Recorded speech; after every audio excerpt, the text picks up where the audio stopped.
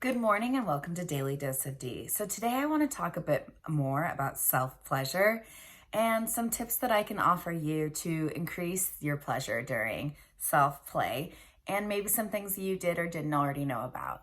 So I've talked in my videos before about self-consent. So first, making sure that your whole body is a yes when you go to self-pleasure. You do a quick check-in, you make sure, yes, this is what my body wants, and then you proceed with the self-pleasure.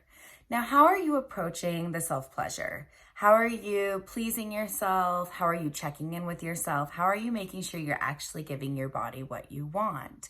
Now, I highly recommend eliminating exterior stimulations during self-pleasure. So try to eliminate watching porn or heavy fantasizing or heavy visualization. Now, you can use all these things as a tool in your tool bag to bring in sometimes, but if it's your main go-to, it's really gonna prevent you from being able to connect deeply with not only your own body, but with others when you try to enjoy partner play.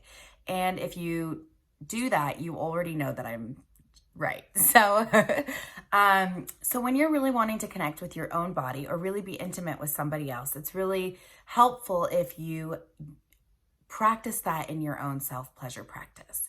So what does that look like? That looks like taking care of yourself, setting a stage, bringing some different lubes, bringing some different toys, bringing in some things that you might want to experiment, maybe light some candles, maybe listen to some really nice music.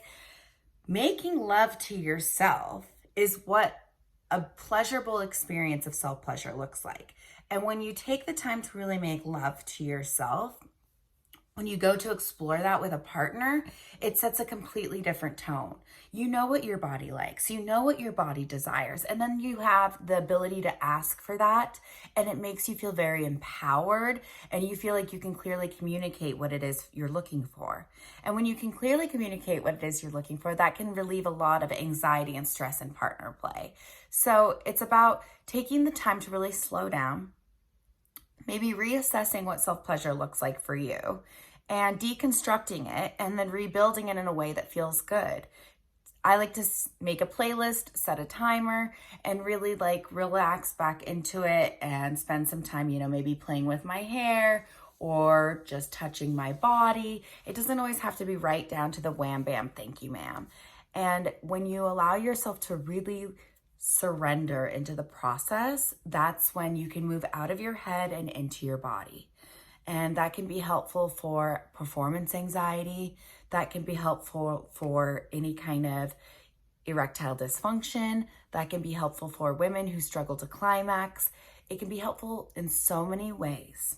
So my challenge to you would be to create a playlist, get a bunch of candles, get some things that smell good, really set up a stage for yourself, get some coconut oil or whatever lube works for you.